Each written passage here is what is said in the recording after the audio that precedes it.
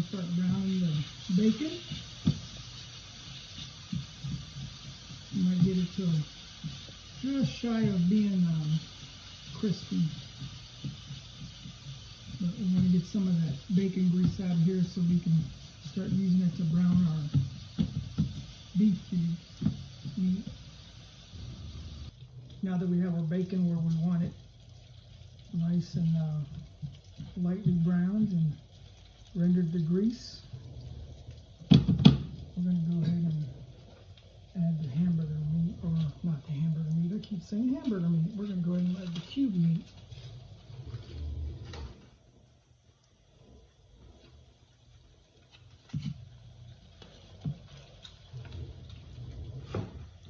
And now we'll go ahead and start to lightly break that up and lightly brown that. Once again, this whole process is we're just lightly browning it. We're going to get it to where it's lightly brown. Get some of this bacon grease to render in some of this cube meat.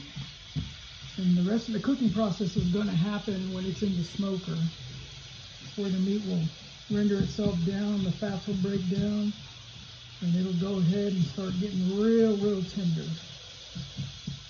Now you can also substitute this, like I said, with hamburger meat, or you can also substitute it with some leftover brisket. The brisket, it goes very well. For me, this is a new recipe, so I haven't tried it with brisket. I'm trying it with this cube meat, which is similar to brisket. So we'll see how this all works out and how it all renders down. Okay, so it looks like our meat is lightly brown where we want it. Now, a lot of you are probably asking, what about dry ingredients? Well, there are dry ingredients.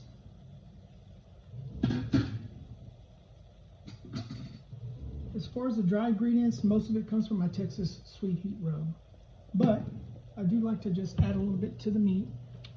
For the most part, a lot of it's going to come from that rub, and then just tweaking it. Just sprinkle a little bit of 16 mesh black pepper. A little bit of garlic powder. And when I say little, just a little, because like I said, my Texas sweet heat is going to have most of the ingredients in it.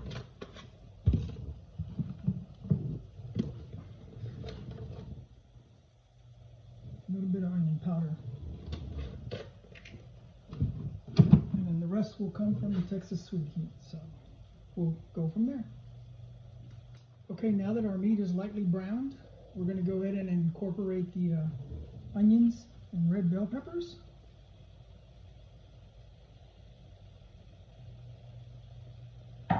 We'll just heat it up a little more until these get a little translucent. Get this all mixed up real good. Probably maybe about 5 minutes. This should be translucent enough to start getting the beans together and the rest of the ingredients, start mixing it. We'll see you back in a few.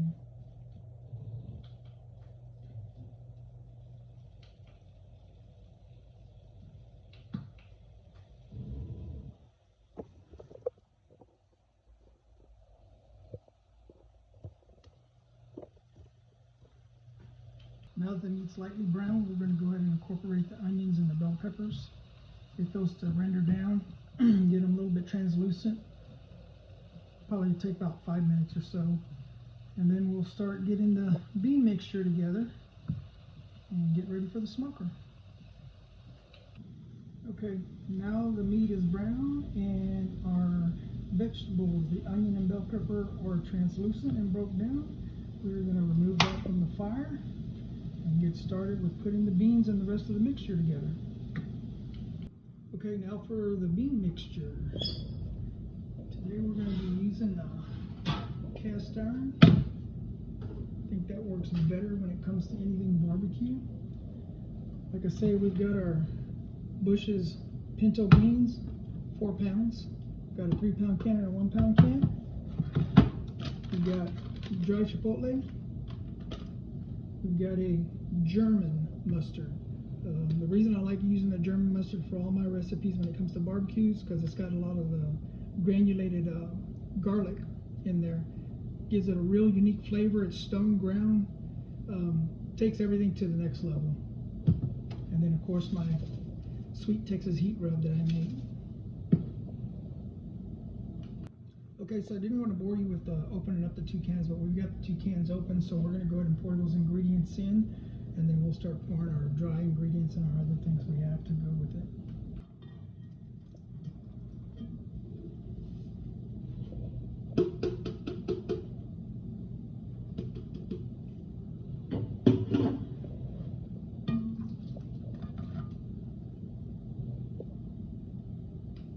Okay, now that we got our beans in there, now for the meat mixture.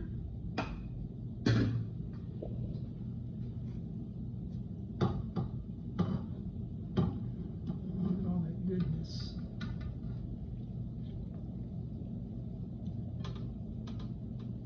This particular recipe will make pretty good helping for quite a few people. I'd say probably at least 15 to 20 people servings, maybe, give or take. Okay, now that we got that in there, we're going to kind of fold all the beans and everything in. Kind of get it all mixed up real good.